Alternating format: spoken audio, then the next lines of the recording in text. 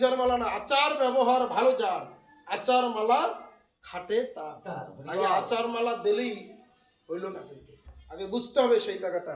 যে মালাই ব্যবহার করি না কেন, তুলসীর মালা দেই, ওই আমলকির মালা দেই, তারপরে রুদ্রাক্ষের মালা দেই, তাহলে সেটা কি আচার ব্যবহার ভালো যার, আচার মালা খাটে তার। তাহলে এই আচার ব্যবহার আগে ভালো হওয়া চাই। তাহলে আমাকে সেই সমভাবে দেখতে হবে।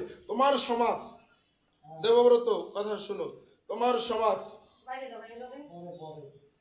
সেই শাস্ত্রের আলোকে যদি সঠিক থাকে, তাহলে তুমি সমাজের সাথে ওকে ঠিক আছে। যখন শাস্ত্র বহির্ভূত হয়ে যাব, প্রশ্নের উত্তর আসছে,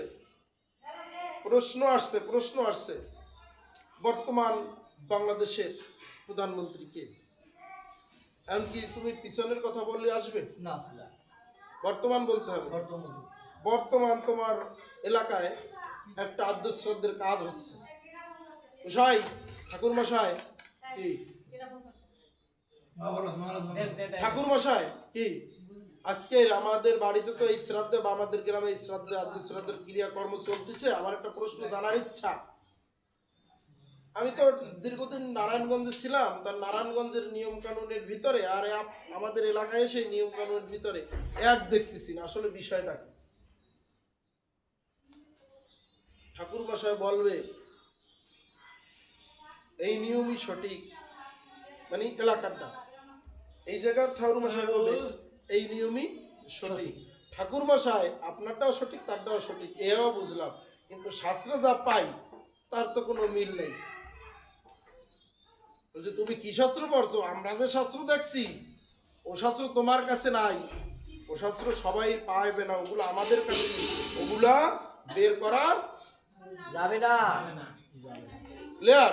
কোন শাস্ত্র দেখছেন নাম বলেন, আমি বের করে নেব, আপনার দরকার নেই। আমি তোমার কাছে নাম, ওর নাম উচ্চারণ করা যায় না, আর নাম উচ্চারণ আসলে হইলো বুংবাং, জানেই না, ও তো জানেই না, হইলো জানেন। আমি কিন্তু দোষ বলতেছি না, তুমি ব্রাহ্মণ না বামুন তাই এখানে স্পষ্ট করে বলছে। পেশাদারি যারা পিতৃকর্ম করাবে না তাদের দ্বারা, পিতৃকর্ম করাতে হলে, পিতৃশ্রাদ্ধ করতে হলে কায় মনোবাক্যে একাগ্র চিত্তে শুদ্ধ মনে যিনি রয়েছে জগৎ সংসারে, যার ভিতরে কোনো কাম কামনার লেশ নেই। কিসের কাম কামনার লেশ নেই? শুদ্ধ ভাবে হরিনামে সর্বদা থাকে ডুবে ডুবে, যিনি এক মন প্রাণ দিয়ে সবাইকে সমান চোখে যেদিকে তাকাবে সেদিকে হরিময় দেখতে পাবে, যেদিকে তাকাবে সেদিকে হরিময় দেখতে পাবে। যেমন আমার গোলক তারক হীরামন লোচনে মৃত্যুঞ্জয় দশরথ ব্রজ নাটু বিপিন যাদব, যাহারা ছিল ওই ভক্তের দ্বারে দ্বারে ঘুরে বেরিয়েছে, যেদিকে তাকিয়েছে সর্বদা হরিময় দেখতে পায়। যেখানে যে ভাবে দেখে সর্বদা হরি বিরাজমান, তাহার ভিতরে রায় হরি ছাড়া কিছু নাই চিনে জগত সংসারে। রামকৃষ্ণ গৌর হরি যত ছিল এই পৃথিবীর বুকে, যুগের সাথে সাথে তারা সবে মিলেমিশে একাকার হয়ে হরি নামে মাতিয়েছে এই জগৎ সংসারে। হরি নাম হরি বল বলেছে, হরি বল আর হরি বলের ভিতরে দেহের কুলকুণ্ডলী জাগ্রত হয়। এই হরিচাঁদের দেওয়া হরি নাম কিন্তু তাহা নয়। রামকৃষ্ণ গৌর যারা এসেছে জগৎ সংসারে সবাই বলেছে প্রেমানন্দে উচ্চস্বরে হরিনাম করো, হরিনাম করো। এই জীবকে তরাও ভব তরাইয়া দাও হরিনাম। তাই সেই ধারায় ধাবিত হয়ে আমার হরিচাঁদের অনুসারী অনুগামী যারা, তারা ডঙ্কার তালে তালে হরিনাম উচ্চস্বরে করে, বারে বারে বলে হরি বল বলো রে। কারণ জীবের দ্বারে দ্বারে হরিনাম করা চাই।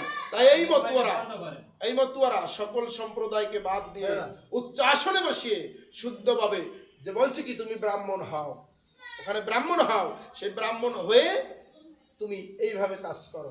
তাই এখানে দেবব্রত যে বলছে তোর ডিস্টার্বই হয়ে যাচ্ছে, মেজাজটা গরম হয়ে যায়, তাই এখানে বলছে এগুলো পরে করেন না। তাই এখানে বলছে যে আমি শুদ্ধ হতে চাই, দেবব্রতের ইচ্ছা, আমি শুদ্ধ হতে চাই, আমি শুদ্ধ হয়ে শাস্ত্রীয় রেফারেন্সে আমার যে ক্রিয়াকর্মগুলো আছে সেগুলো আমি করতে চাই।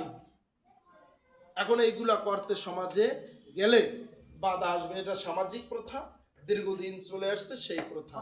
আমার কথা হলো তাই তোমাকে বলতে চাই, তুমি বলবা সমাজে দেবব্রত যে আলোকেই করুক না কাজ, সেটা শাস্ত্র বহির্ভূত হলে কেউ মানবো না, কিন্তু শাস্ত্রের ভিতরে থেকে যদি কাজ হয় সেটা অবশ্যই সমাজকে মানতে হবে। ক্লিয়ার?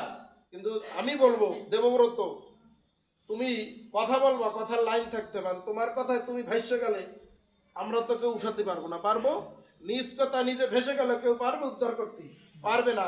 তুমি যে কথা বলবা সেই কথার রেফারেন্স থাকতে হবে। আমি মিঠুন কিন্তু বারে বারে একই কথা বলবো সবার কাছে, বলেও যাই। এত সময় যত কথা বলছি প্রত্যেকটা কথার ডকুমেন্টস থাকা চাই। মৌখিক কথা, নিজের মুখের ভালোবাসা, আবেগ দিয়ে কথা বললে কোনো কাজ হবে না।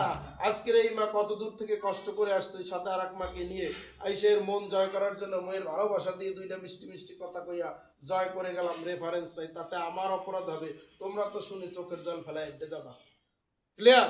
কিন্তু একটা কথা মনে রেখো, যে দেবব্রত যাকেই ধরেছে এটা চ্যালেঞ্জের কথাই বলতে হয়, কিছু মনে করো না নিজেরা। তো এই জন্য যদি আমি বেঁচে থাকি মিঠুন, আর যদি ও সঠিক পথে চলতে চায়, তাহলে আমি সঠিক পথে চালাবো। যুদ্ধ করে না বলে সামাজিকের সাথে যুদ্ধ করবেন না, তাগের সাথে